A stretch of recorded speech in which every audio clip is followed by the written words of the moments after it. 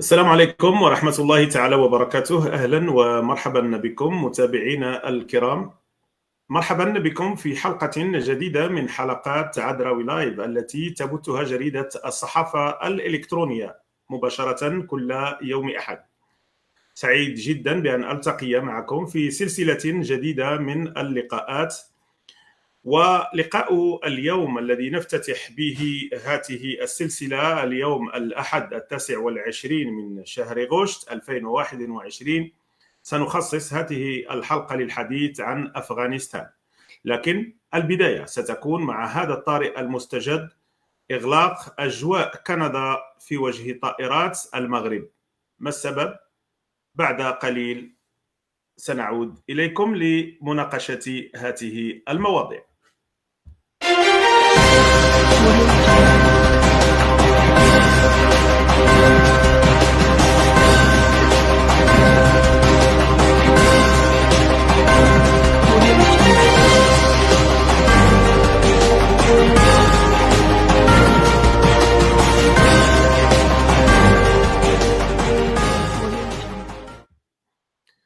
إذن سعيد جدا باللقاء بكم مرة أخرى. حلقة اليوم يحضر معنا من أجل المناقشة فيها عدد من الأساتذة الأجلاء.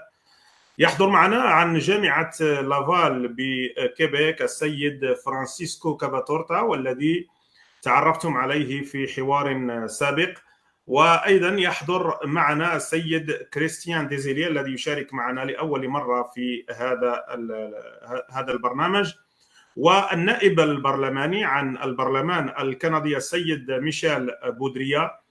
كما سوف يحضر ويناقش معنا أيضا هذا الموضوع السيد زكريا القرتي، وهو إطار في إحدى الأبناك الدولية. كان من المفروض أن يشارك معنا أيضا السيد يونس أيت ياسين مراسل الجزيرة مباشرة من كابول، لكن طرأ مستجد وتعذر عليه الحضور معنا، لكن وجهنا له مجموعة من الأسئلة وأجابنا عن هذه الأسئلة باللغة الإنجليزية، وسوف ندرجها خلال هذا البث المباشر. إذن كما قلت في البداية، سوف نعلق عن موضوع إغلاق كندا الحدود في وجه الخطوط الملكية المغربية والخطوط الكندية التي تنقل المسافرين من المغرب من مدينة الدار البيضاء في اتجاه مدينة مونتريال. قرار خرج أو أصدرته الحكومة الكندية يوم أمس وتم تفعيله بعد ساعات، وهو الأمر الذي لم نعهده على حكومة كندا، وهاته سابقة في التعامل مع المواطنين الكنديين والمقيمين بكندا الذين يتواجدون حاليا في المغرب. إذن حوالي أو حسب تقديرات بعض المهتمين هناك حوالي 15,000 مواطن كندي ومهاجر كندي متواجدون حاليا في المغرب، والكثيرون عبروا يوم أمس عن امتعاضهم من اتخاذ هذا القرار السريع أو المتسرع، حيث أنهم يعني ينتظرهم عودة إلى العمل، وهناك أشخاص يجب أن يقوموا بزيارة الطبيب، والكثير من المشاغل، خصوصا ونحن على أبواب دخول التلاميذ إلى المدارس بعد ساعات قليلة.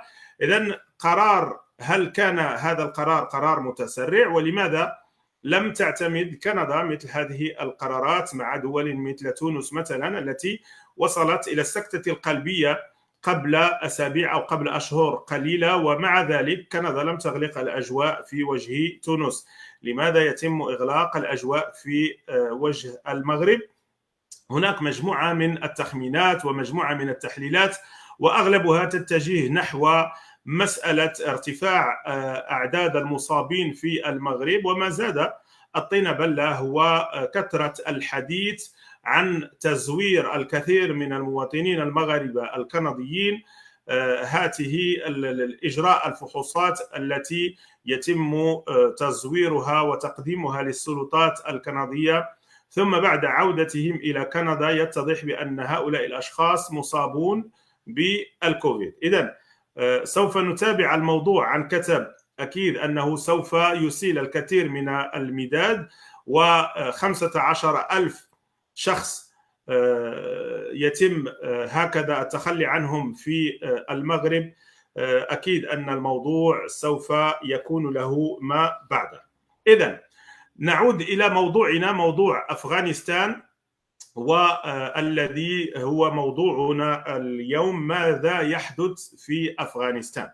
هناك الكثير من المحاور التي سوف نعالجها في هذا الموضوع، وهناك جانب قد لا يتكلم عنه الكثيرون، وهو الجانب الاقتصادي.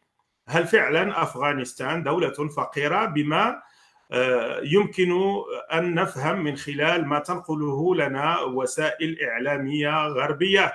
ولماذا يتم تسليط الضوء على أفغانستان دون باقي دول العالم في هذه الفترة؟ إذن من أجل مناقشة الشق الاقتصادي لهذا الموضوع سوف يكون معنا السيد زكريا القرتي. كما قلت هو إطار في إحدى البنوك الدولية، وهو إطار في هذا البنك بالمغرب، وسنخوض معه بالتحليل والتفصيل ما هي حيثيات اهتمام هذا الكم الهائل من دول العالم بأفغانستان. إذن البداية سوف تكون مع السيد يونس أيت ياسين، والذي سوف يجيب على أسئلة جريدة الصحافة الإلكترونية باللغة الإنجليزية، حتى يتمكن الأساتذة الأجلاء الذين يشاركون معنا في حلقة اليوم من فهم ما سوف يأتي في مداخلة السيد يونس أيت ياسين. وأترككم الآن مع ضيفنا مباشرة من مدينة كابول. هو الآن متواجد بأفغانستان، متواجد بكابول، وكما قلت حدث مستجد وتعذر عليه مشاركتنا بشكل مباشر. إذن أترككم مع التسجيل الأول للسيد يونس أيت ياسين مباشرة من أفغانستان.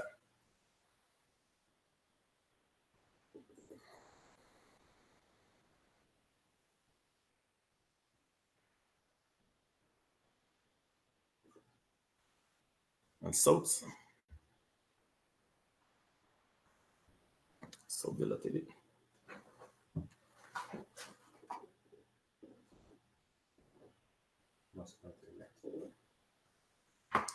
إذن لأول مرة يشارك معنا تقني في نعود من الأول، نعود الفيديو. السلام عليكم، معكم يونس أيت ياسين مراسل قناة الجزيرة في أفغانستان. يسعدنا أن نشارك معكم في هذه الندوة التي تنظمها جمعية الصحافة الإلكترونية حول الوضع في أفغانستان، وحتى يكون هناك تفاعل مع ضيوفكم الكرام من كندا. سوف أتحدث بالإنجليزية.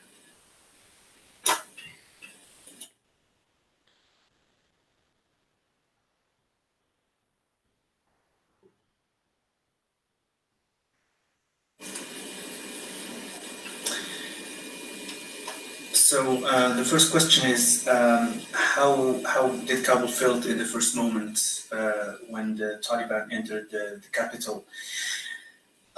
We've been here and it happened so quickly.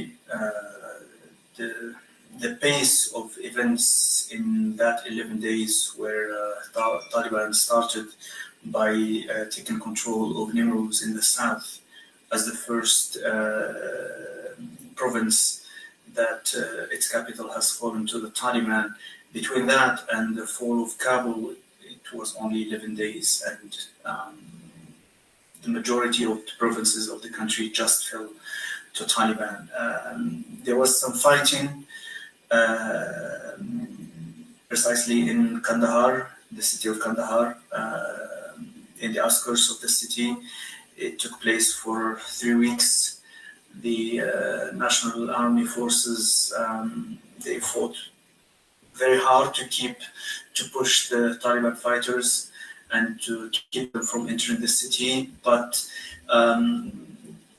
still the fighting didn't last that long. and once the other provinces started falling, even these places like Kandahar, like Helmand, where there had been heavy fighting, and they couldn't take it anymore, so they started falling. I believe that Kandahar and Helmand and Herat, they are all fallen in the same day, which gave Taliban just momentum. And from here, from Kabul, it felt like a snowball growing by the day. So, and we had a feeling that the city of Balkh, the province of Balkh and its capital, Mazar Sharif, would be the last line of defense. And somewhat it was, but it fell quickly. Just hours of clashes in the outskirts of the city, and the army, the militias belonging to Marshal Abdurrashid Dostum and other militias just fell apart, and they ran away to Uzbekistan. And the day after, Taliban took control of Kabul. It started that day. I remember it started with Jalalabad, one of the biggest cities. Also, the capital Nangarhar has fallen, and that morning we started receiving reports that the Taliban are entering Kabul, and we hesitated to report that news because it was big news and we didn't have any confirmation. In fact, Reuters has reported first, but we didn't deal with it at first because we were waiting to confirm it. And then there was a statement from the Zabihullah Mujahid, spokesperson of Taliban. He ordered the soldiers not to enter Kabul, and he said that there were some arrangements being made to for the city to surrender. So that was a big relief for us. We were in Kabul because that meant that there will not be a fighting in the streets and the squares of Kabul, which, if it happened, would be a big disaster because the city is very populated. Our estimates is between 6 and 9 million people live in Kabul. So in the case of war coming to Kabul, it would have been a human disaster. And things started escalating very quickly. We started receiving some reports that the president has left the country, and that there will be no negotiation between Ashraf Ghani as the president at that time and someone from the Taliban. We started hearing some even allies of Ashraf Ghani and his government started criticizing him and blaming him for the quick fall of all these provinces. But the main reason I think that this happened very quickly is that Taliban has managed to talk their way through all of this. According to our reports from many provinces, before even the fighters of the Taliban come near any province or any province or any capital, they start talking to the tribal leaders and the prominent people, the rich people. They are starting giving them guarantees that there will be no harm coming to anyone, and it's better if they spare the city the heavy price of fighting. And to some extent, this worked, and there was something like a consensus that fighting Taliban inside the city is pointless.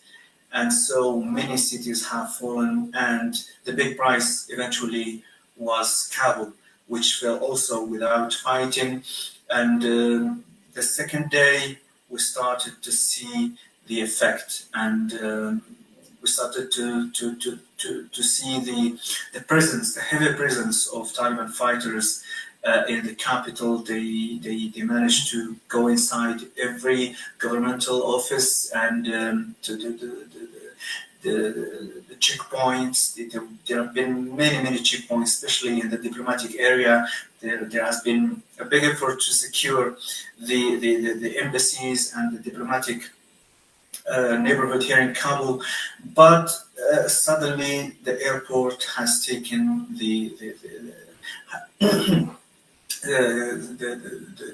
airport has taken the spotlight, becoming the center of the main event, with thousands and thousands of Afghans flooding to the airport, trying to escape the country and trying to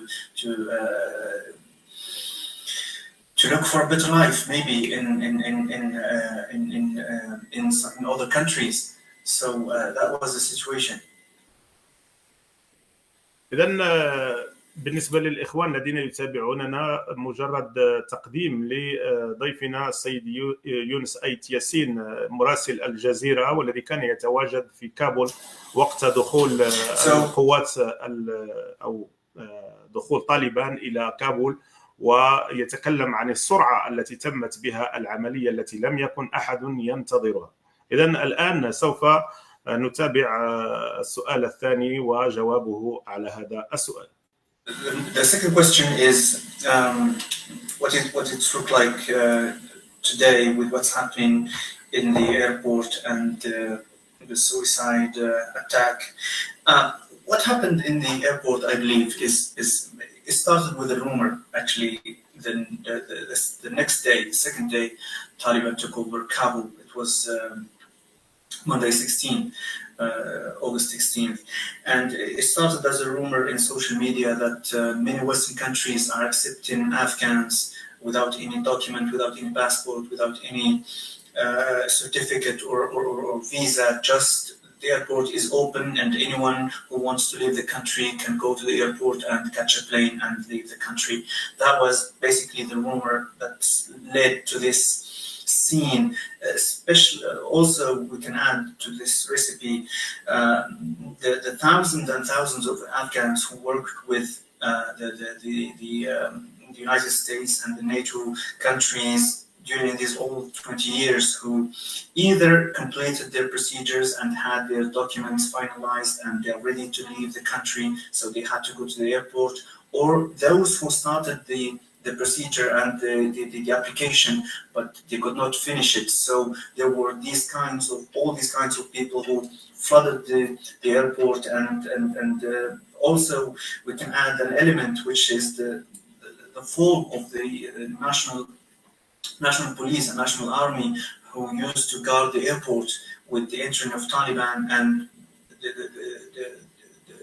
the NATO allies, and being in the airport. Taliban did not want to go to the airport at first, because they did not want to create an impression or create an environment where they could have contact or clashes with the Americans and their allies. So this security vacuum has created this chaos, which led to thousands of Afghans storming the airport and reaching the inside the airport, which has led to the scenes which we saw, people falling from airplanes. So this has created a very difficult situation for everyone.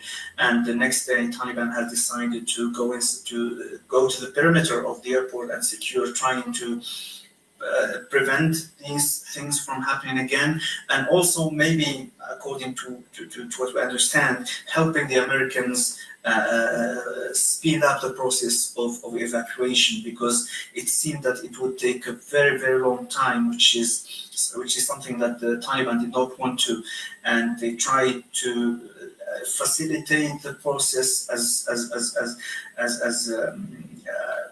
much as they can, so the Americans can leave. In the beginning, we were talking about 3 days of evacuation process, and they extended for 10 days, and then the Americans asked for another 10 days, but eventually it was decided that August 31st would be the last day of the evacuation. And what we see now is that the evacuation process has seen its peak 2 to 3 days ago, with a huge amount of people leaving Kabul. But in today and yesterday, we're starting to see that the rhythm and the pace of evacuation has slowed down, which means that it's now in its final stages. And so conveniently, the suicide attack that has changed the situation in so many ways that took place on the last Thursday. Because before that, we were talking about a confrontation between the Taliban and the United States in terms of many issues, freedoms, women's rights, democracy. But after that, we're starting to hear a different tone from everyone, and we started to see that there may be an opportunity, a window for some kind of understanding, maybe even the seeds of an alliance between the Taliban and, surprisingly, the United States to confront this new threat, the ISIS-K, ISIS in Khorasan, which is now imposing itself as a new threat in this complicated equation of Afghanistan. So, and this would not be the first time that there is this understanding between the Taliban and the United States. We know for a fact, for example, that in the 2015 and 2016, where the ISIS-K has proclaimed itself as this new entity in Central Asia, that the Taliban and the United States has fought together, Taliban on the ground and the United States through aerial support, until they defeated the elements of ISIS-K. So it would not surprise me if we see in the future some kind of understanding to concentrate on this new threat that changes completely the equation in Afghanistan, and maybe will have an effect on how the United States views Taliban from now on. Donc, mesdames et messieurs, nous allons passer à nos entrevues avec nos invités, et nous avons encore deux autres vidéos de la participation de M. Younes Ait Yassine que nous allons diffuser à la fin de cette entrevue, de cette émission. Nous avons encore deux vidéos. Younes Ait Yassine, qui est le reporter de Al Jazeera en Afghanistan. Et donc, en ce moment, on va recevoir notre invité, Monsieur Michel Boudria, qui est député fédéral de Terrebonne au Parlement canadien et vétéran de la guerre d'Afghanistan. Monsieur le député, merci d'avoir accepté notre invitation. C'est un plaisir. Monsieur le député, avant de commencer, est-ce que vous pouvez nous faire une brève présentation de votre parcours militaire et politique?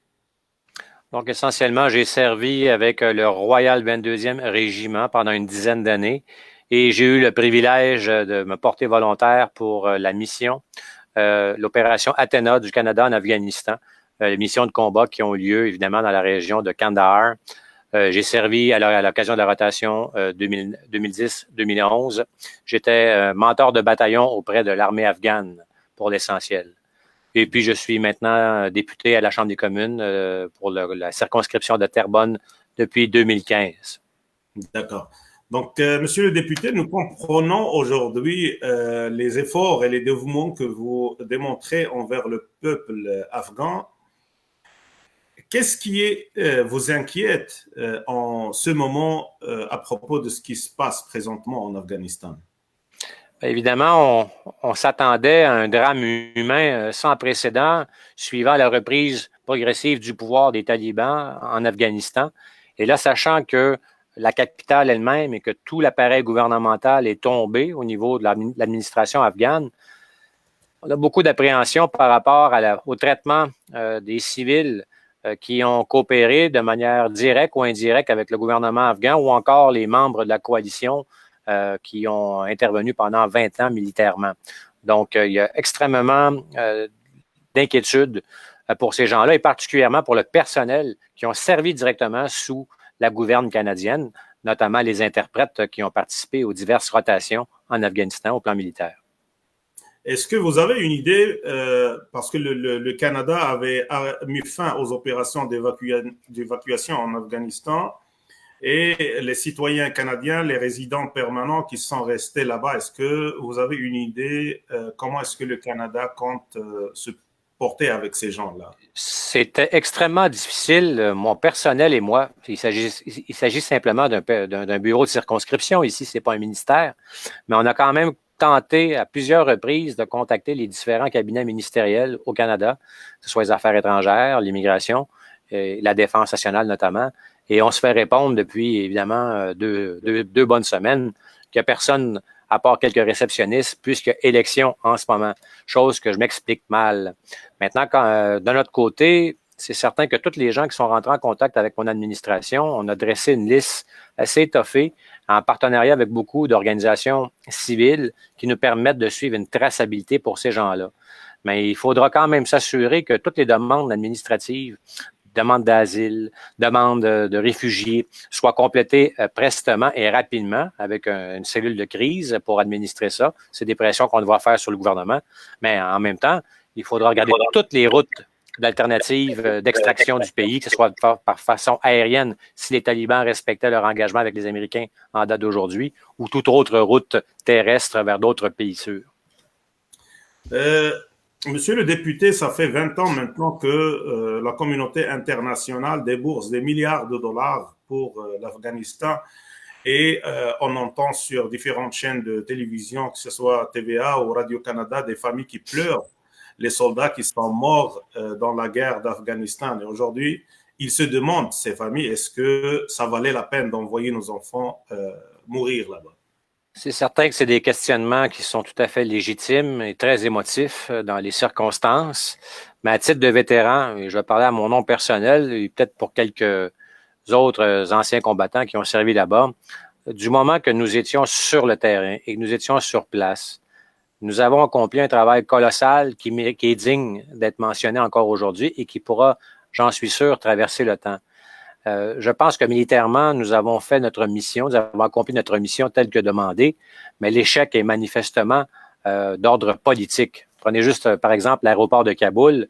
Il suffisait d'un minimum de volonté politique dans les circonstances pour garder et tenir militairement cet aéroport le temps qu'il le fallait.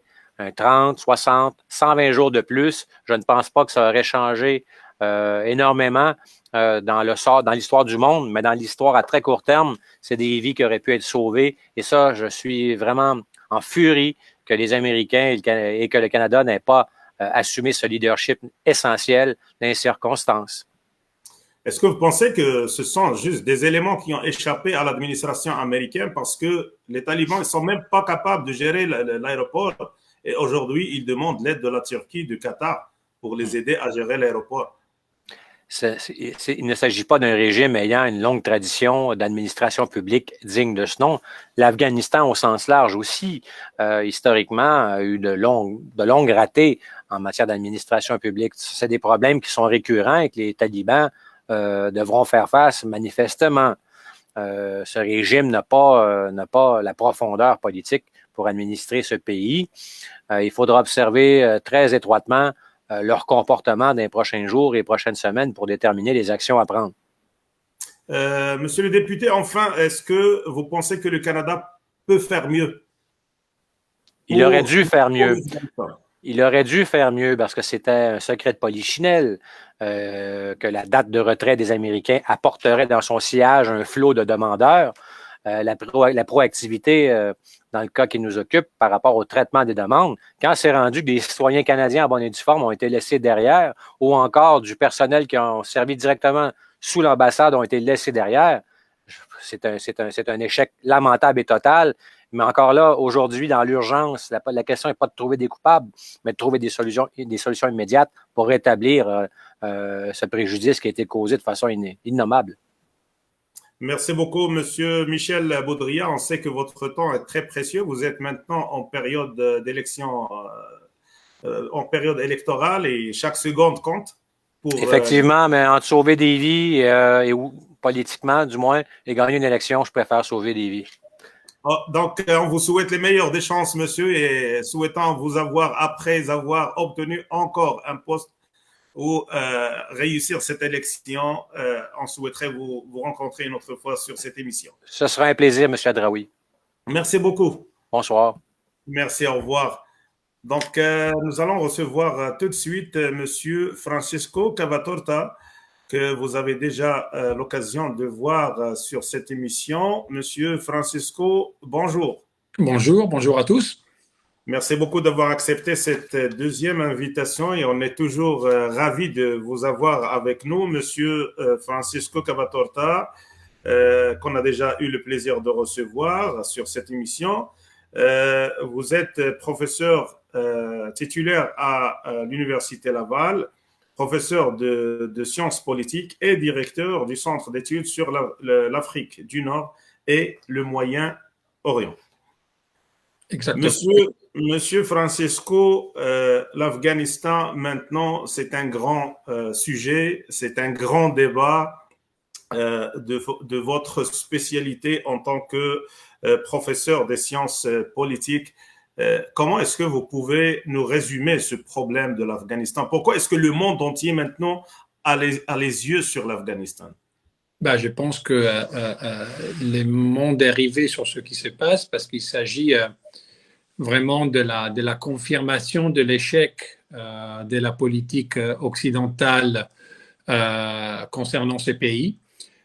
Ça montre qu'en dépit de 20 ans de présence occidentale, présence militaire, présence financière, présence politique, la mission, si on veut, de créer un Afghanistan stable, de créer un Afghanistan moderne, que ce soit un peu qui représente un peu l'exemple de ce que les interventions occidentales peuvent atteindre comme objectif, ça s'est révélé un échec presque total.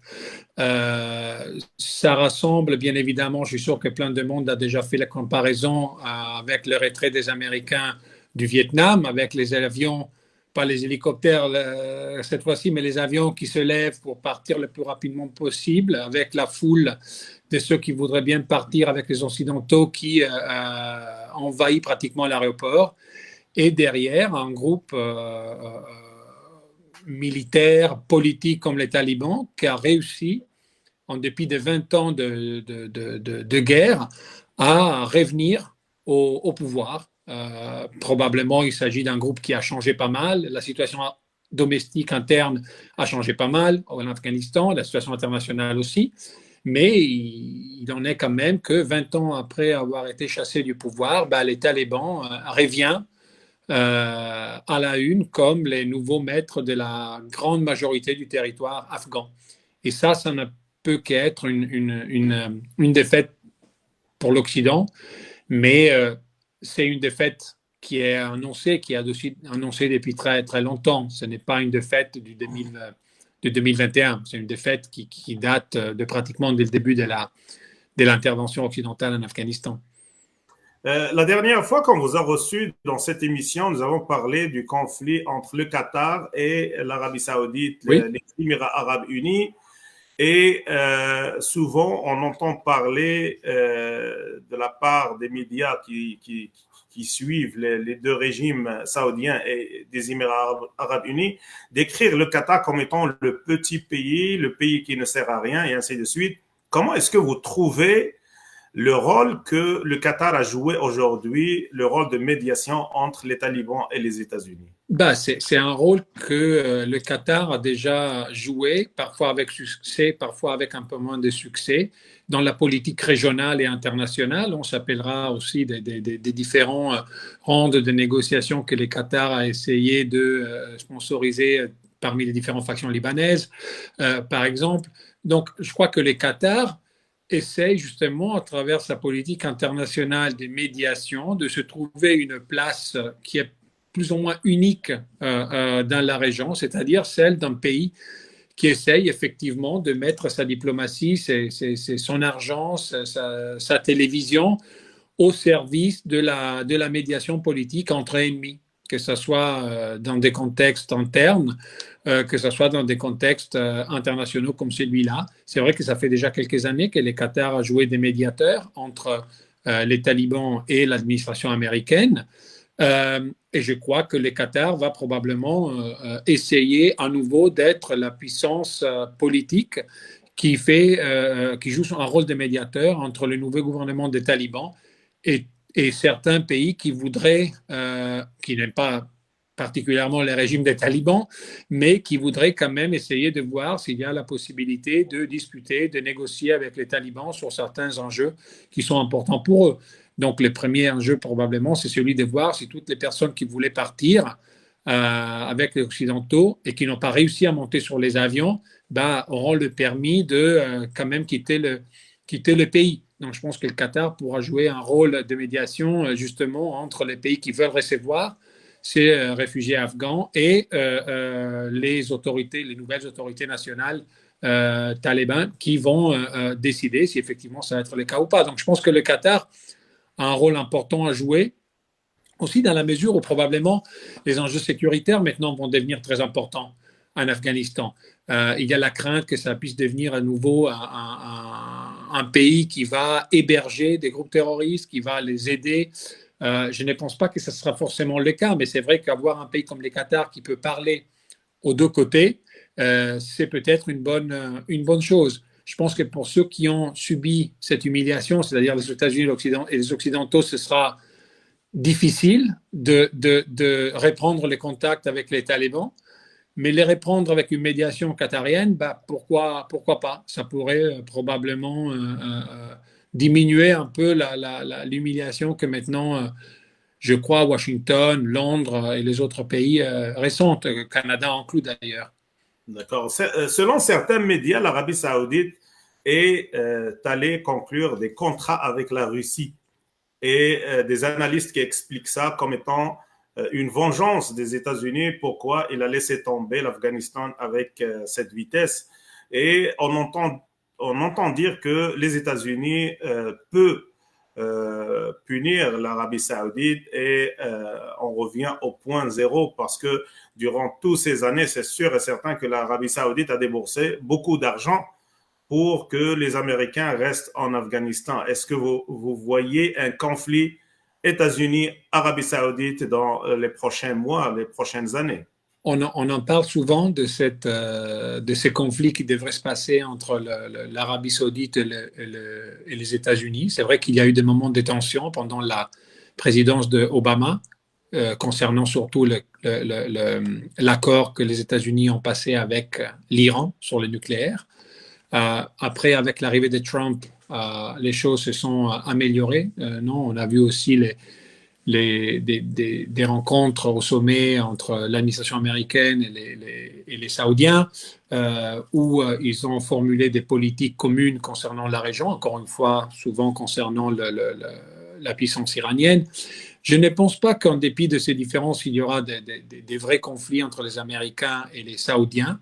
Mais ce qui est vrai, et c'est bien que ça a été mentionné, la Russie, tout comme la Chine, quand les Occidentaux ont décidé d'envahir l'Afghanistan en 2001, la situation internationale était complètement différente et la puissance russe et la puissance chinoise n'étaient pas aussi évidentes à l'époque.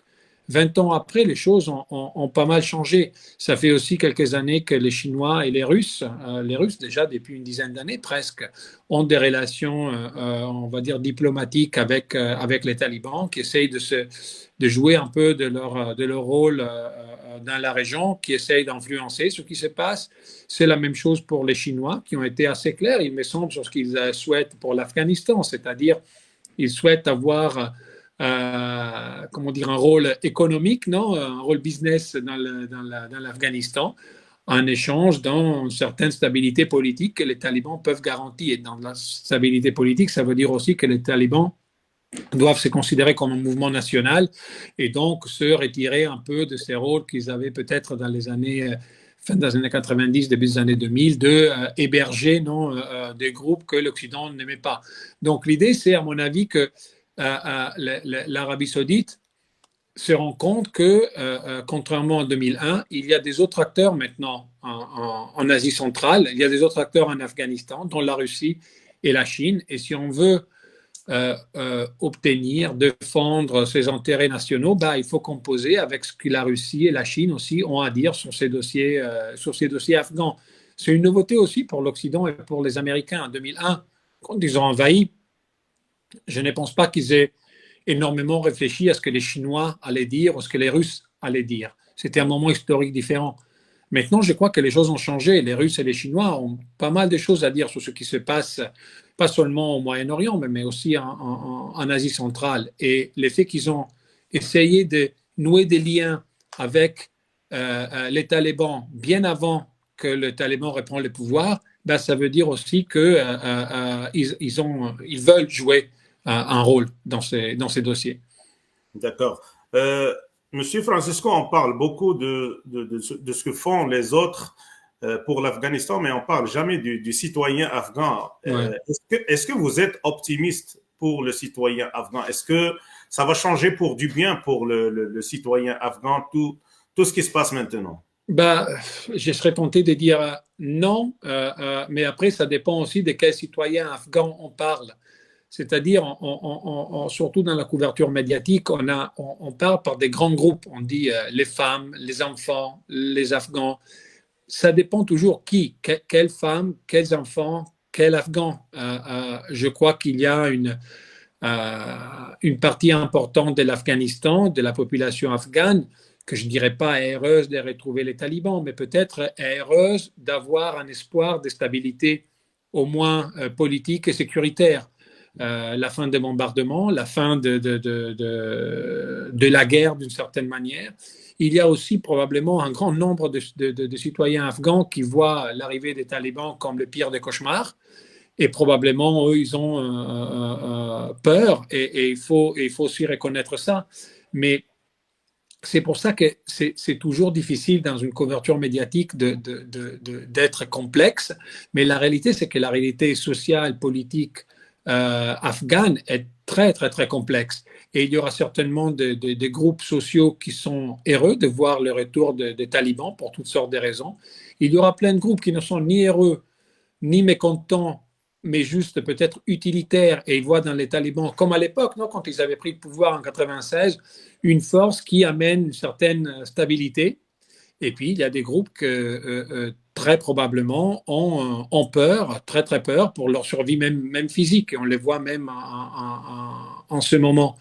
Je crains que malheureusement, vu l'expérience aussi de certains voisins comme le Pakistan, que cette prise de pouvoir peut déclencher à nouveau une guerre civile en Afghanistan. Il y a des groupes qui refusent et qui se sont déjà organisés, surtout dans le nord du pays, pour contrer les talibans avec les armes.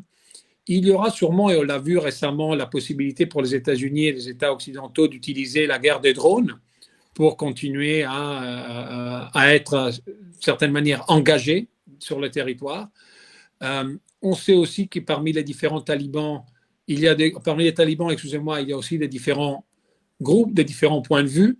Il y a aussi des seigneurs de la guerre, plus ou moins indépendants, qui gèrent des bouts de territoire. Donc, je crains que malheureusement, le futur pour l'Afghanistan va être très dur, et ça va être très dur, comme d'habitude, pour la grande majorité de la population afghane. On parle de presque 38 millions de personnes, alors que les talibans sont nombrés à 77 000.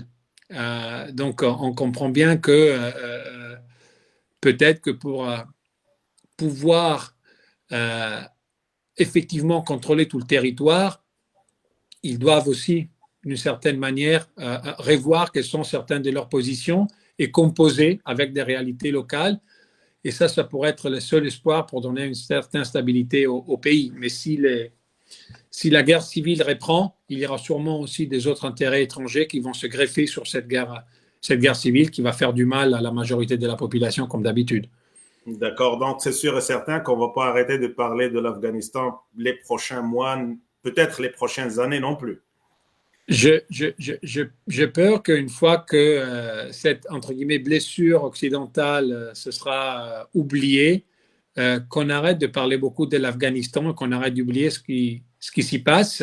Ce serait bien de garder l'attention parce qu'en dépit de cette défaite et de cet échec, d'une certaine manière, l'Occident, avec des politiques différentes, aurait pu quand même avoir un rôle plus important et un rôle qui aurait pu améliorer effectivement la situation internationale. Je crois que les péchés originaux, d'une certaine manière, et je crois qu'il y a beaucoup de commentateurs qui ont discuté de ça, c'était d'avoir envahi l'Afghanistan, d'avoir fait beaucoup de promesses, d'avoir d'une certaine manière éliminé la menace talibane et puis d'avoir juste oublié l'Afghanistan. Et dans 2003, d'être parti sur cette aventure irakienne qui était aussi encore un échec beaucoup plus grand. Si l'attention avait été portée exclusivement sur l'Afghanistan dès le départ, peut-être que les choses se seraient développées de manière différente.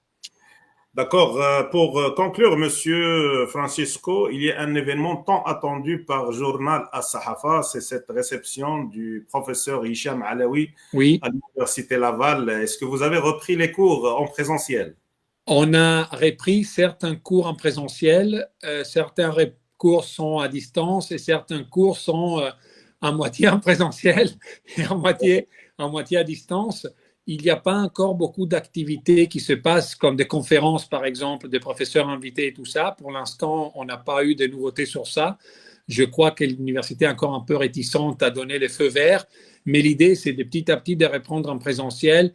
Et l'espoir, c'est d'avoir une deuxième session, c'est-à-dire celle qui démarre en mars-janvier, si la situation de la pandémie reste comme elle est ou elle s'améliore, de recommencer vraiment à avoir une session comme on l'avait dans le passé, c'est-à-dire avec la possibilité d'être tous en classe, d'organiser des conférences, d'organiser des séminaires, et bien sûr afin de pouvoir avoir les princes chez nous pour cette conférence tant attendue.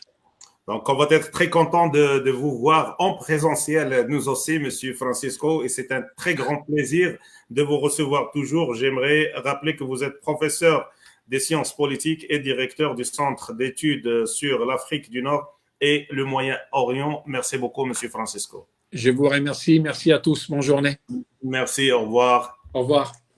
Et tout de suite, on va recevoir notre cher professeur, Monsieur Christian Dézélie, qui nous joint en ce moment. Monsieur Dézélie, bonjour. Bonjour. Merci beaucoup d'avoir accepté cette invitation. C'est un honneur et un grand plaisir de vous avoir avec nous. Ça me fait plaisir. Donc, Monsieur Christian Dézélie, co-directeur à l'Université Laval d'un groupe de chercheurs qui travaillent sur la thématique de l'information et la désinformation dans les médias. Monsieur Dézélie, comment vous voyez la couverture médiatique des grandes chaînes sur ce qui se passe maintenant à propos de l'Afghanistan? Eh bien, on pourrait dire que les médias d'information à travers le monde, et ce que je dis ne vaut pas que pour les médias occidentaux, ça vaut aussi pour les médias de tous les pays qui ne sont pas l'Afghanistan, Chine, Pakistan, Qatar, Arabie Saoudite, Europe, nommez-les, ne comprennent pas l'Afghanistan, ne connaissent pas l'Afghanistan et donc sont contraints par ignorance et peut-être par manque d'effort d'interpréter tout ce qui se passe en fonction des lunettes de leur pays, de leur concept, de ce qu'ils comprennent. Et c'est ce qui fait, je dirais, la pauvreté du discours médiatique sur ce qui se passe en Afghanistan. Et ça peut expliquer aussi pourquoi, lorsque vous allez d'un média à l'autre, vous entendez essentiellement toujours les mêmes choses. La diversité des médias n'apporte pas autant de diversité de points de vue que ce à quoi on pourrait s'attendre, mais quand même, si on a accès à Internet et qu'on est un peu curieux intellectuellement, et même si on ne parle pas, évidemment, aucune des langues de l'Afghanistan, et même si moi, malheureusement, un jour peut-être, mais je ne parle pas, par exemple, arabe, ni russe, ni chinois, ni mandarin, on a accès à des médias, des journaux en ligne, en anglais. Alors, la ligne éditoriale des médias en anglais n'est pas nécessairement la même que celle du pays d'origine, on le sait, mais quand même, l'examen de l'ensemble de ces médias est intéressant parce que Ils vous donnent le son de cloche du pays et ils vous disent aussi souvent, ils vous révèlent ce que les autres pays font mais ne veulent pas dire. Donc, un regard d'ensemble est intéressant. Mais de façon générale, les médias font tous la même chose, c'est-à-dire qu'ils font un cadrage. Les médias, contrairement à ce que beaucoup de gens pensent, n'ont pas le pouvoir de nous dicter ce qu'on va penser. Ils n'ont pas vraiment le pouvoir de nous amener à changer radicalement nos opinions, mais ils ont un pouvoir de cadrage. Ils ont un pouvoir de nous montrer ce qu'ils veulent nous montrer. Évidemment, si on ne voit qu'une partie de l'écran et non pas l'ensemble, on peut se faire des idées complètement fausses d'une situation. Donc, les médias ont ce pouvoir de cadrage et on s'aperçoit qu'ils utilisent en général les concepts que l'auditoire comprend. Ils vont également cadrer en fonction de la ligne éditoriale du média en question. Par exemple, est-ce que vous êtes pro-coalition? Est-ce que vous êtes pan-arabiste ou pan-islamiste, etc. Déjà, c'est un cadrage. Et puis aussi, il y a la ligne du gouvernement. Alors, surtout quand un événement est frais et vient de se passer, on voit que les médias ont tendance à reprendre la ligne narrative de leur gouvernement. Et jusqu'à ce que vraiment ça devienne si répétitif que là, ils essaient de trouver un angle un peu différent. Alors, premier exemple de ligne narrative, vous avez peut-être été frappé d'entendre à quel point les responsables occidentaux, bon, des États-Unis, mais pas seulement, ici au Canada et ailleurs, de toute la coalition, tout le monde répétait à l'envi, mais personne n'a pu voir ça venir. C'était impossible à voir venir. Nous avons tous été surpris. Et personnellement, je trouve que c'est suspect. Quand tout le monde répète ça à l'envi, ça ressemble non pas à un constat rationnel, même si les gens ont été surpris, ça ne veut pas dire qu'ils n'ont pas été surpris, mais ça semble surtout à une injonction à ne pas penser autre chose. Okay? Et même à intimider. Ça devient très intimidant pour quelqu'un de dire, mais je ne suis pas sûr qu'on ne pouvait pas voir ça venir. Vous êtes sûr qu'on ne pouvait pas voir ça venir? Alors qu'un peu de recul, effectivement, vous aimerait à vous dire, ben écoutez, c'était peut-être beaucoup plus prévisible qu'on ne le pensait. Quand les États-Unis étaient rendus à dire, ben vous savez, on ne pense pas que ce gouvernement va tomber avant 1 an. Après ça, il vous dit, avant 3 mois, on devrait normalement s'attendre à ce qu'il y ait un décalage entre la propagande américaine et la réalité. Donc, ça ne devrait peut-être pas être si surprenant que ça. Donc, derrière ce « il n'était pas possible » et personne n'a jamais pu voir ça, c'était impossible à voir venir, ça semble plutôt être une façon de tirer le rideau sur une certaine incompétence. Ça, c'est le premier exemple. Mais autre exemple, ce sont les mots utilisés. Alors, on voit très bien, selon les médias, si vous êtes dans un pays qui est pro-coalition, on va parler de la chute de Kaboul. Comme en Occident, on va parler de la chute de Constantinople. Alors, c'est avec tout le cadrage que ça veut dire. C'est donc, si vous parlez de la chute de Kaboul, ça veut dire donc que c'est dramatique, c'est la fin d'espoir. Ce qui s'en vient est nécessairement dramatique. D'autres vont parler de la victoire des talibans. Si vous parlez de la victoire des talibans, ben non, ça laisse plutôt penser à la fin de la misère, le début de lendemain qui chante, etc. Vous voyez, il y a déjà quand même un cadrage qui vient avec ça. Mais d'autres exemples de cadrage, eh bien, c'est quand, par exemple, on va parler des Afghans et des étrangers, on va parler des musulmans et de la coalition, on va parler des Pashtuns contre les Tadjiks, les talibans, quand on présente les talibans comme étant des musulmans plus puristes que l'Afghan moyen, tout ça, ce sont des concepts qui sont probablement assez étrangers aux talibans. Par exemple, si vous consultez l'anthropologue Thomas Barfield, qui connaît très bien les Afghans, qui a vécu en Afghanistan, qui parle plusieurs langues, qui s'est assis avec des Afghans de toutes les classes sociales, lui nous renseigne assez bien sur ce que sont les Afghans, et ce sont des informations qui sont pourtant disponibles. Alors, il va nous expliquer que ce sont des concepts plutôt étrangers aux Afghans. Les Afghans, c'est un pays dont on va dire qu'il est pré-moderne, mais il est pré-moderne pas seulement dans le sens où l'idée d'État-nation leur est complètement étrangère, mais aussi que quand on parle d'ethnie et de tribus, ce sont même des concepts que les Afghans vont emprunter par facilité, mais auxquels ils ne croient pas tellement. Ils ne sont pas tellement attachés à leur ethnie. Ils ont une pensée plus locale. C'est leur localité qui est importante. Et donc, ils peuvent très bien, selon les enjeux du moment, s'allier à l'ennemi de la localité voisine qui est de la même ethnie. Ça n'a pas d'importance. Et la fidélité en matière de religion, il nous explique que, quand on dit, par exemple, que les talibans sont des musulmans plus puriste, plus intégriste que les Afghans, il va nous expliquer, lui, que pour les Afghans, ça n'a aucun sens de dire ça. Que les Afghans considèrent qu'ils sont les plus purs de tous les musulmans, qu'un Afghan naît musulman pur, et même il nous raconte des histoires savoureuses d'Afghans qui vont jusqu'à dire qu'ils ne comprennent pas pourquoi Dieu a fait apparaître Mahomet en Arabie Saoudite, que s'il avait fait ça en Afghanistan, tout le monde serait converti immédiatement et il n'y aurait jamais eu de querelle, oubliez Médine et toutes ces histoires. Non, l'Afghan est le musulman pur par excellence et un Afghan n'accepte surtout pas que quelqu'un vienne lui dire qu'il n'est pas un bon pratiquant. Alors l'idée de venir prêcher un islam pur aux Afghans, ça n'a aucun sens pour eux. Ce n'est pas comme ça qu'ils réfléchissent. Pour eux, les musulmans les moins purs sont à l'extérieur de l'Afghanistan. L'Afghan par lui-même est le meilleur musulman au monde. Donc, il y a ça d'une part. Puis enfin, dernier point là, sur les erreurs de cadrage. Il va nous expliquer que les Afghans voient la politique un peu comme une partie de cartes. Les Afghans ne jouent pas aux cartes, mais encore là, c'est un concept que nous, on va comprendre, jouer aux cartes. Il va nous expliquer que pour les Afghans, ce qui est important, c'est que la partie ne soit jamais finie. Alors, quand on joue aux cartes, on joue une main, on gagne, on perd, et ça fluctue avec le temps. Mais l'important pour les Afghans, c'est que la partie continue constamment. Et là, si vous voulez comprendre le conflit qu'il y a actuellement entre les talibans et les Tadjiks, ben là, ça devient beaucoup plus clair, parce que ce qui est arrivé, c'est que les talibans ont dit essentiellement aux Tadjiks, c'est la fin de la partie, on ne joue plus. Vous avez tout perdu et vous n'aurez pas l'occasion de vous refaire. Les Tadjiks, c'est ça l'enjeu. C'est pour ça qu'on comprend mieux le discours de Massoud en disant écoutez, si vous revenez à la table de négociation, nous, on est ouverts, on ne veut pas nécessairement faire la guerre, mais il faut négocier, il faut négocier. Et c'est ce qui signale, c'est que c'est impensable dans la culture afghane de dire à un autre joueur toi, c'est fini. Retire-toi, tu as perdu, puis tu ne pourras jamais te refaire, c'est terminé. Donc ça, pour eux, c'est impensable, d'où le discours de Massoud, tu comprends beaucoup mieux.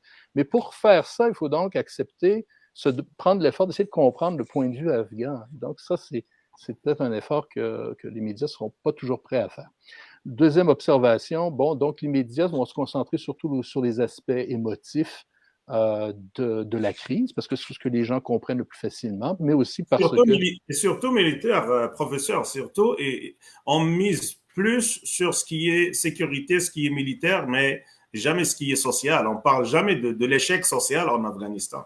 En fait, encore une fois, ça dépend. Je vais vous donner l'exemple du Canada. Alors, le Canada a, on va dire, plusieurs ethnies, d'accord, et le Québec est surtout francophone. Et au Québec, il n'y a pas une culture militaire très forte.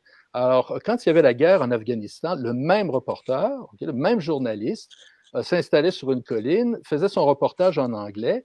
Il nous expliquait la situation militaire en Afghanistan. Une fois son reportage terminé en anglais, il faisait son reportage en français, essentiellement pour le Québec. Il ne nous parlait absolument pas de la situation militaire. Il nous parlait de reconstruction d'écoles, des investissements dans les ONG, reconstruction de routes, etc. C'est deux cadrages complètement différents, parce que des populations qui n'ont pas les mêmes intérêts. Donc, si vous êtes dans un pays qui s'intéresse davantage aux questions guerrières et militaires, vous allez probablement avoir ce cadrage-là. Mais quand on regarde donc le cadrage des pays, c'est intéressant aussi parce qu'il y a des silences qui sont criants aussi. En communication, on va dire souvent qu'on ne peut pas ne pas communiquer. Donc, ne rien dire sur un enjeu, c'est déjà communiquer quelque chose. Et moi, ce qui m'intéressait beaucoup, une des choses qui m'a frappé beaucoup, c'est le discours médiatique du Qatar et du Pakistan. Je trouve que les Qataris sont très discrets. Ils pourraient souffler dans leur trompette beaucoup plus sur le succès de médiation qu'ils ont eu. Et ça, je les trouve relativement discrets par rapport à ça. Et même chose, le Pakistan, qui a été les deux mains dans le conflit afghan, là, et qui mangeait à tous les râteliers, là, qui jouait la carte États-Unis, la carte talibane. Quand on lit les médias pakistanais, on trouve que le gouvernement afghan et même les médias pakistanais sont relativement discrets sur ce qui se passe. Or, si on s'intéresse à la question, on peut aller voir ce qui se dit dans les médias sociaux et ce que disent les médias des autres pays, on s'aperçoit assez rapidement que le Qatar, en ce moment, joue la carte des talibans politiques. Ils sont très près de l'aile politique des talibans et que le Qatar offre du financement aux talibans, un financement qui est important pour les talibans, parce que les avoirs afghans ont été gelés sous l'instigation des États-Unis, sans compter tous les politiciens afghans qui ont fui avec des valises, voire des voitures pleines d'argent. Donc, ils offrent ce financement-là aussi, ce qui donne un certain levier. Et en ce qui concerne les Pakistanais, eux, ils jouent les talibans militaires. Alors, ils n'ont pas toujours été très sympathiques avec les leaders politiques talibans. Et je pense qu'ils n'aiment pas tellement ceux qui réfléchissent beaucoup, mais ils ont été très gentils avec les talibans militaires, leur ont permis de se replier, de se refaire en Afghanistan. Alors en ce moment, on peut comprendre qu'il y a un soft power qui se joue en ce moment entre le Qatar et le Pakistan. Alors ça aussi, c'est intéressant à voir aller, parce que le Pakistan quand même est collé sur l'Afghanistan, le Qatar est assez loin.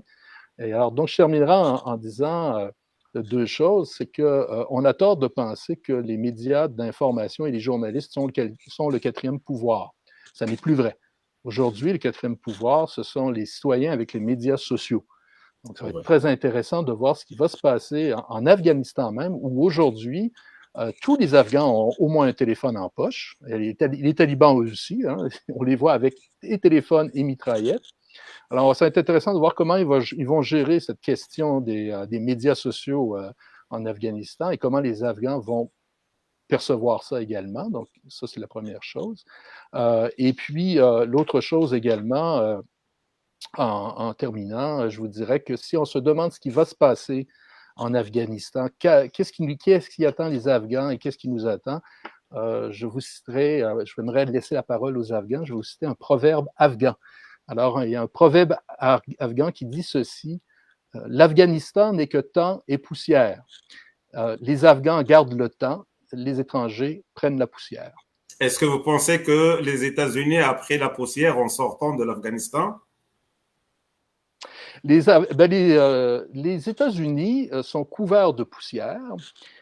Mais les Américains ont une mentalité assez impérialiste et qui ne s'avoue finalement jamais vaincue.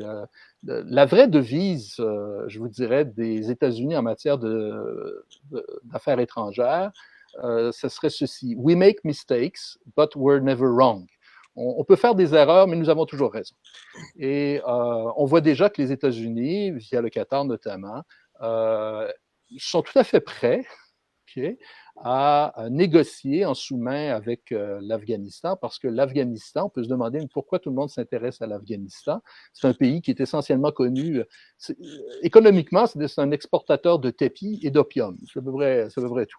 Alors, pourquoi s'intéresser tant à l'Afghanistan? Un pays, d'ailleurs, qui n'intéresse pas ses voisins. C'est-à-dire que le Tadjikistan ne veut pas intégrer les Tadjiks. L'Ouzbékistan ne veut pas des Ouzbeks afghans. Les Pakistans ne veulent pas avoir les Pashtuns afghans. Tout le monde est bien content de laisser l'Afghanistan tel qu'il est. Puis les Afghans eux-mêmes n'ont jamais essayé de scinder leur pays. Alors, qu'est-ce qui intéresse? Bien, quand vous lisez les médias aux alentours, Chine, Pakistan, Russie, etc., il est très clair qu'il y a deux choses qui sont intéressantes en Afghanistan. D'abord, c'est une mine à ciel ouvert et qui est sous-exploitée. Alors, il y a des terres rares, cuivre, lithium, qui sont essentielles pour le développement de l'économie informatique. Donc, tout le monde est très avide de mettre la main là-dessus, mais c'est sous-développé parce que c'est très difficile d'y accéder et de négocier avec l'ensemble des localités. La deuxième chose, l'Afghanistan, c'est normal, ça devrait être le couloir le plus direct entre l'Asie centrale et l'Asie du Sud. L'Asie du Sud manque cruellement de ressources naturelles comme le gaz. Or, l'Asie centrale est productrice de gaz. L'Asie centrale a de la difficulté à exporter son gaz parce que la Russie refuse de leur laisser utiliser ses pipelines. Donc, l'idée de faire un pipeline qui traverserait l'Afghanistan pour aller en Chine puis aller en Asie, c'est très, très intéressant. Et donc, mais ça, ce sont toutes des choses que les pays savent, mais dont ils ne discutent pas dans les médias. Et on peut quand même dire que depuis des décennies, même si tout le monde rêve de mettre la main là-dessus, il n'y a pas grand monde qui a réussi. C'est de ça qu'on va parler avec notre prochain invité qui est M. Zakaria Garti, qui va aborder l'aspect économique du sujet de l'Afghanistan. Monsieur Christian Desilets, je vous remercie beaucoup pour cette intervention très riche et espérons vous voir à Québec lors de la présence du prince Moulay Hicham à l'Université Laval. Je n'y manquerai pas. Merci revoir. beaucoup, monsieur. Merci, au revoir. Merci. Donc, on va terminer cette série d'entrevues avec monsieur Zakaria Garti, qui est cadre dans une institution financière internationale qu'on va joindre dans quelques instants. Monsieur Zakaria, bonjour. Bonsoir, monsieur Adraoui. Bonsoir, bonsoir. Donc, on a toujours le soleil ici à Bonsoir, Montréal. et bonjour à Montréal. Bon, Comment tout d'abord, allez-vous, Zakaria? merci beaucoup pour votre invitation. Merci Merci beaucoup et vous-même. Merci beaucoup, merci. On va bien, puis on est très content de vous avoir avec nous pour conclure cette belle. Réciproquement. Merci. Donc, c'est Zakaria, on veut aborder avec vous l'aspect économique du sujet de l'Afghanistan. Monsieur Christian Dezeli était en train de parler de l'aspect économique et de l'intérêt de plusieurs pays qui sont intéressés par la richesse de l'Afghanistan. Mais ce n'est pas un sujet dont on entend parler souvent sur les médias. Souvent, on nous montre des images de l'Afghanistan détruite, pauvre et ainsi de suite. Qu'est-ce que vous pouvez nous dire à ce sujet? Bon, tout d'abord, merci Siadraoui pour cette conférence extrêmement intéressante et j'ai écouté avec beaucoup d'intérêt les présentations des autres invités, donc je tiens à les saluer et à saluer à travers vous les nombreux téléspectateurs et les followers de votre page. Oui, bon, évidemment, on ne parle pas beaucoup des aspects économiques. Vous savez, là où il y a des aspects sécuritaires et géostratégiques, il y a toujours des aspects économiques importants. Et l'Afghanistan est un pays actuellement pauvre, mais potentiellement extrêmement riche. Extrêmement riche. Bon, aujourd'hui, le PIB d'Afghanistan ne dépasse pas 20 milliards de dollars, ce qui est extrêmement faible pour un pays d'à peu près 40 millions d'habitants. Mais l'Afghanistan a des potentialités extrêmement importantes, notamment dans les domaines des minerais. D'accord, des minerais. L'Afghanistan possède plusieurs métaux, d'accord, les métaux classiques, mais aussi ce qu'on appelle des métaux rares. Et sur les métaux rares, il y en a un dont on ne parle pas souvent, qui est le lithium, et qui est en fait, on l'appelle, disons, l'essence du futur. En fait, le lithium est un métal qu'on utilise dans les moteurs électriques.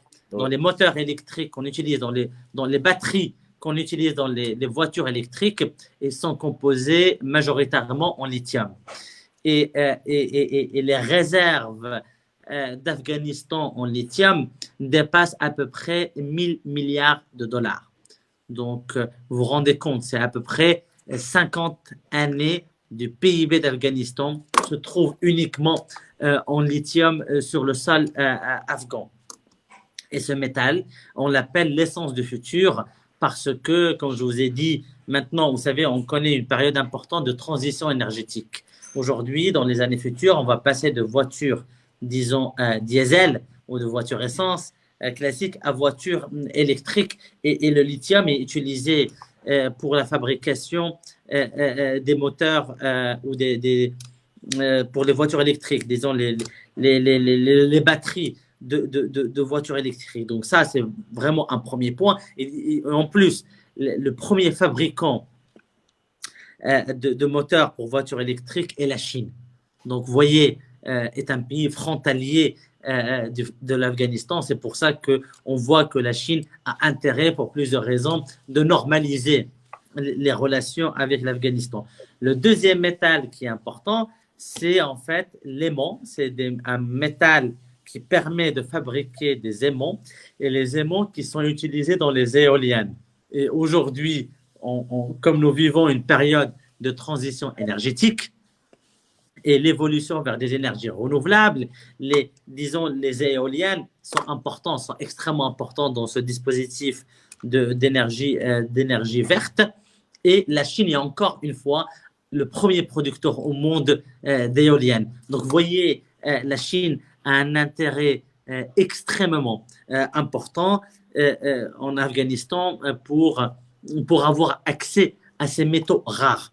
parce qu'ils ne sont pas dans plusieurs pays. À rajouter à cela, la Chine voudrait aujourd'hui reproduire le même schéma qu'elle est en train de produire dans plusieurs pays africains.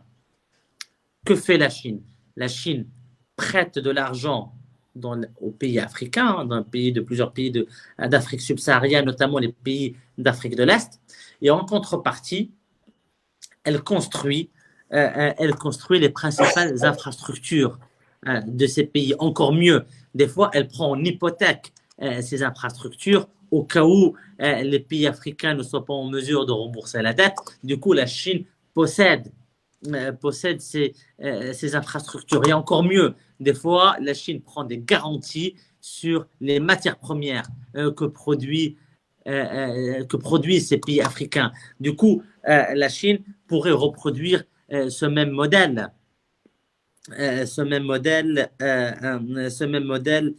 en Afghanistan. Aujourd'hui, le PIB afghan est très faible. Monsieur Zakaria, est-ce que vous pensez que c'est quelque chose qui est faisable? Si les États-Unis, qui est la première puissance mondiale, a dû sortir de cette façon, est-ce que vous pensez que d'autres pays vont prendre le temps de s'aventurer en Afghanistan, après que l'Union soviétique et maintenant les États-Unis? Oui, votre question est extrêmement pertinente, hein, je vous l'accorde. Mais vous savez, Saad Draoui, la Chine a toujours opéré différemment des États-Unis.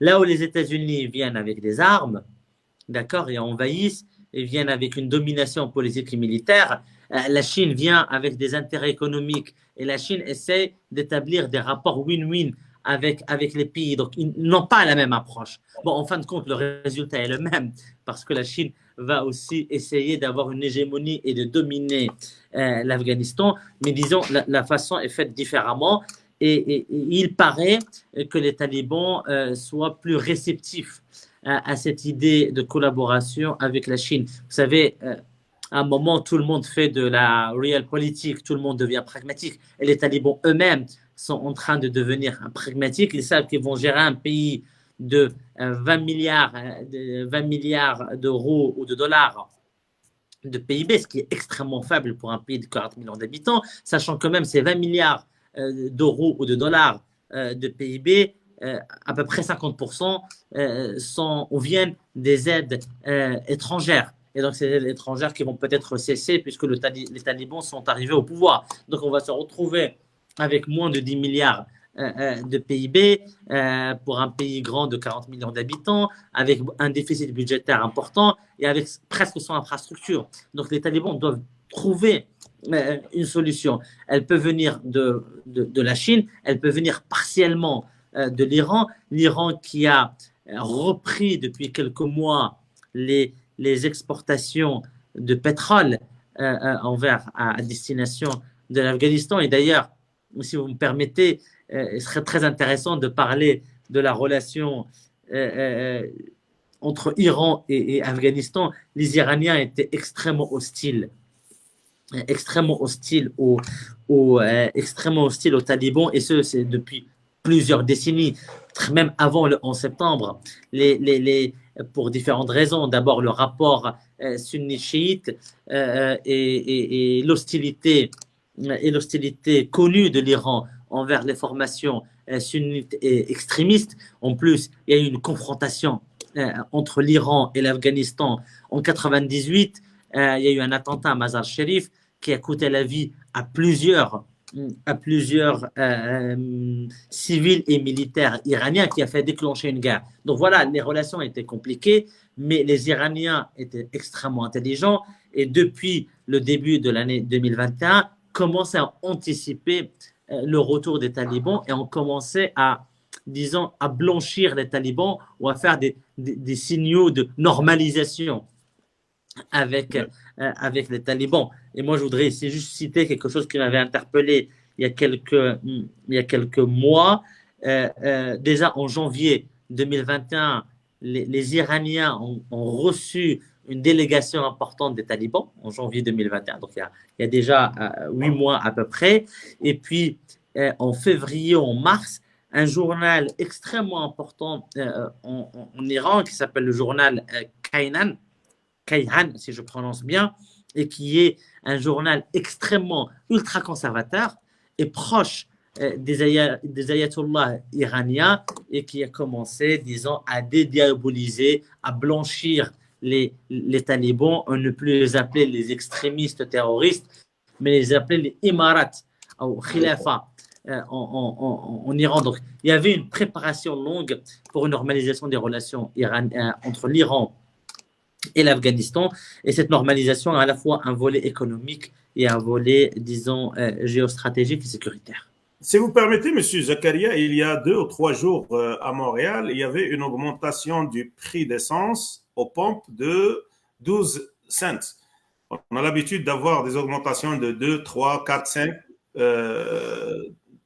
entre une journée et une autre.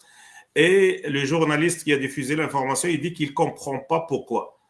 Est-ce que vous pensez que le retour des talibans en Afghanistan pourra avoir des conséquences économiques sur la région et beaucoup plus peut-être sur le monde si on voit cette action de l'Arabie Saoudite dernièrement qui est allée conclure des contrats militaires avec la Russie, les États-Unis qui ne sont pas contents. Est-ce que vous pensez que pour punir les Américains, l'Arabie Saoudite peut jouer cette carte de pétrole avec la Russie et une conséquence mondiale qui est l'augmentation de prix et tout ce qui vient après? Bon, il y a plusieurs questions dans votre question. Oui, ça mérite un long débat. Ce que vous dites est très pertinent et tout à fait juste. D'abord, parlons de l'augmentation du pétrole. C'est une augmentation, même en faisant abstraction du cas afghan, est une augmentation prévisible. Vous savez, en période au pic du corona, de la pandémie Covid-19, les prix ont baissé à un niveau que le monde n'a jamais connu depuis plusieurs décennies. Aujourd'hui, même si la pandémie existe, il y a quand même une véritable reprise économique. D'accord? Donc, il y a une véritable reprise économique et cette reprise économique se traduit aussi en une augmentation du prix du baril. Hein. Donc, cette augmentation que vous avez au Canada et ailleurs n'est pas surprenante. Hein. N'est pas surprenante et elle devrait se poursuivre dans les mois à venir. Donc, c'est une partie de l'augmentation du prix du baril n'a rien à voir avec l'Afghanistan. Après, ce qui est lié à l'Afghanistan et qui pourrait perturber les marchés de pétrole et de matières premières de façon générale, et vous l'avez intelligemment lié à l'Arabie Saoudite, vous avez raison.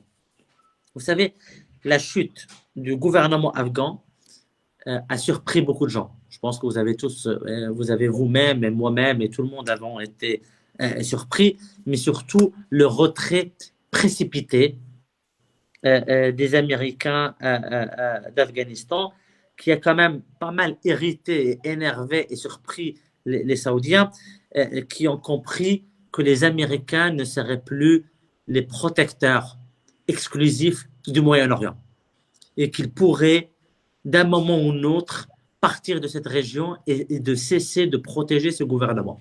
D'accord? Nous avons vu comment le gouvernement afghan a chuté en 12 heures. Bon, je ne dirais pas la même chose d'Arabie Saoudite et des Émirats, qui sont quand même des pays plus établis, mais quand même, les Américains craignent ce retrait américain et ont compris qu'ils ne doivent plus mettre leurs œufs dans le même panier et donc diversifier leurs alliances. Et donc, c'est là ce que vous dites sur la Russie est extrêmement juste et pertinent. Les Saoudiens et les Émiratis veulent diversifier leurs alliances et pourraient aller vers la Russie et pourraient effectivement jouer la carte du pétrole. Vous avez tout à fait raison, en réduisant la production pétrolière, ce qui ferait augmenter les cours. Et vous connaissez tous la dépendance américaine au prix du pétrole pour faire fructifier leur économie.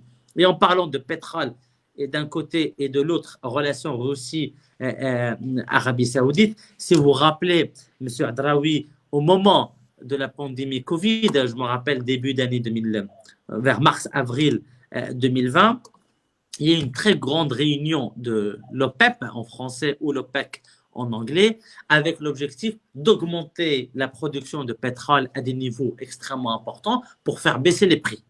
D'accord ? Et l'Arabie Saoudite a voulu faire ça pour répondre à une demande américaine.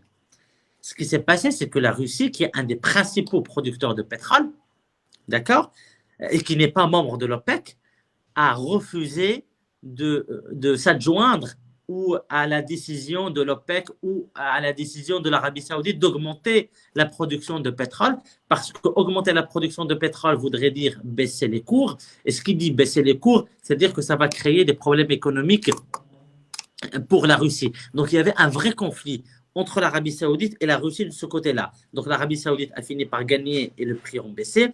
Mais aujourd'hui, peut-être après ce désaccord entre les deux, l'Arabie Saoudite voudrait plus coopérer avec la Russie que le contraire, ce qu'elle a fait en période de Covid. Donc votre question et votre remarque à ce sujet est pertinente. On peut conclure, si Zakaria, qu'une crise économique n'est pas loin à cause de ce qui se passe actuellement en Afghanistan. Oui, c'est possible. Bien sûr, c'est possible parce que ça déstabiliserait le Moyen-Orient. Ça montrerait que les Américains, qui sont les principaux protecteurs de cette région, pourraient partir d'un moment à l'autre. Et donc, ce qui risquerait de provoquer pas mal de troubles économiques et politiques dans la région. D'accord, merci beaucoup, M. Zakaria Gerti. On aura l'occasion de parler beaucoup plus prochainement, Inch'Allah. Merci pour cette intervention. Merci beaucoup. Je vous souhaite une bonne soirée. Au revoir. Merci, au revoir. Donc, nous allons conclure avec la suite des vidéos de notre invité correspondant de Al Jazeera, Younes Ait Yassine. On est arrivé à la vidéo numéro la question 3 et la question numéro 4 et on va conclure avec ça. So the third question is about how does the average Afghan person see what's going on in the country. I find it difficult to answer this question because there's no an average Afghan people, but maybe we can talk about the society as two segments. Maybe this is a very, very poor country. More than 2/3 of the population are living under poverty levels, and the whole system is completely broken. And but we can differentiate between, for example, the poor and the poor, very large segment of population, which basically doesn't care too much about who rules, as long as they have the minimum security that allows them to find some or to make a living in the margins of society. And also the long history of war has probably made them a little bit used to the situation.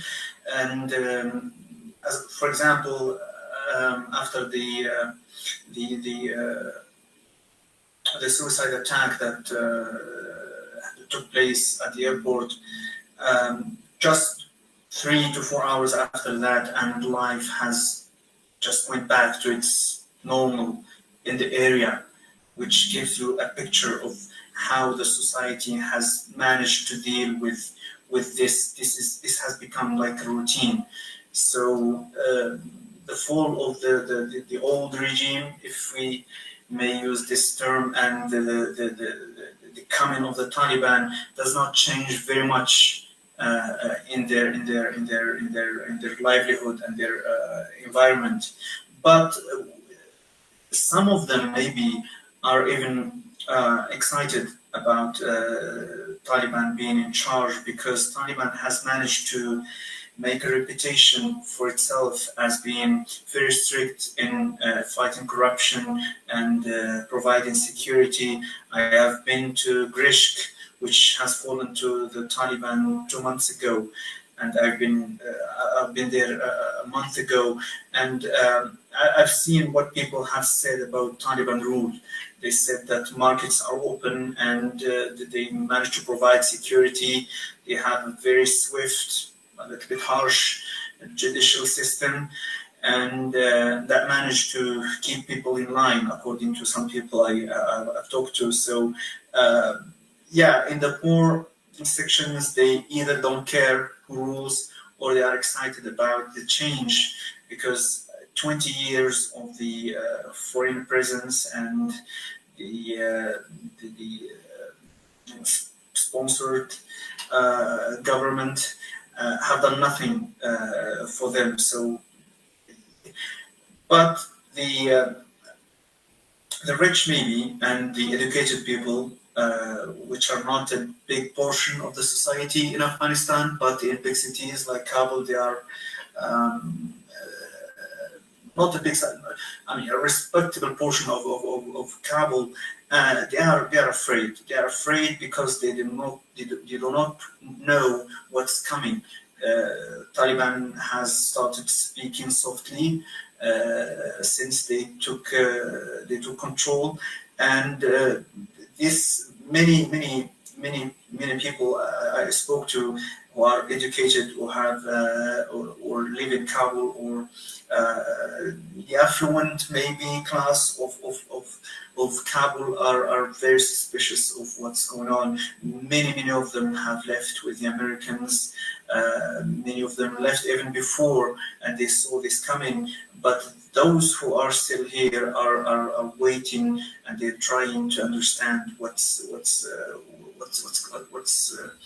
would be the regime, what would be the how will they be ruled by Taliban? Is it like the old ways, or the new Taliban, this new Taliban that trying to promote by its spokesperson, the Taliban that will give women the right to work, the right to education. They will have to wear hijab, as they say, but there will be no difference. And also in terms of freedoms, in terms of music, in terms of many aspects of the new society that has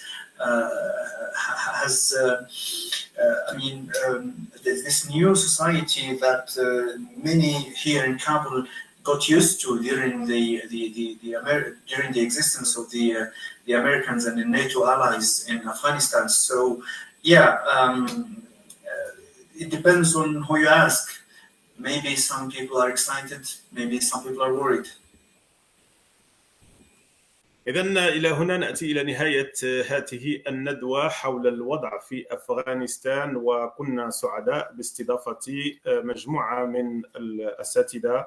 السيد فرانسيسكو كاباتورتا، أستاذ بجامعة لافال ومسؤول عن مركز الدراسات حول الشرق الأوسط وشمال إفريقيا، وأيضا الأستاذ بجامعة لافال السيد كريستيان ديزيلي، وهو المسؤول عن أيضا مجموعة بحث حول الأخبار والأخبار الزائفة. السيد ميشيل بودريا، وهو نائب برلماني عن مدينة تيربون بالبرلمان الكندي. السيد يونس أيت ياسين، مراسل الجزيرة بأفغانستان، الذي وفانا بأجوبة مسجلة عبر الصوت والصورة، يعني بعد أن تعذر عليها الحضور معنا في اللقاء. وأيضا تناولنا الشق الاقتصادي مع السيد زكريا القرتي، الذي هو إطار في مؤسسة مالية دولية بالمغرب. سعيد جدا بقضاء زهاء الساعة والنصف معكم، وأكيد سوف تكون لنا فرصة للقاء بكم مجددا قريبا بحول الله. في نهاية هذه الحلقة أود أن أشكر السيد عبد الكبير بلبصير الذي سهر على إعداد هذه الحلقة.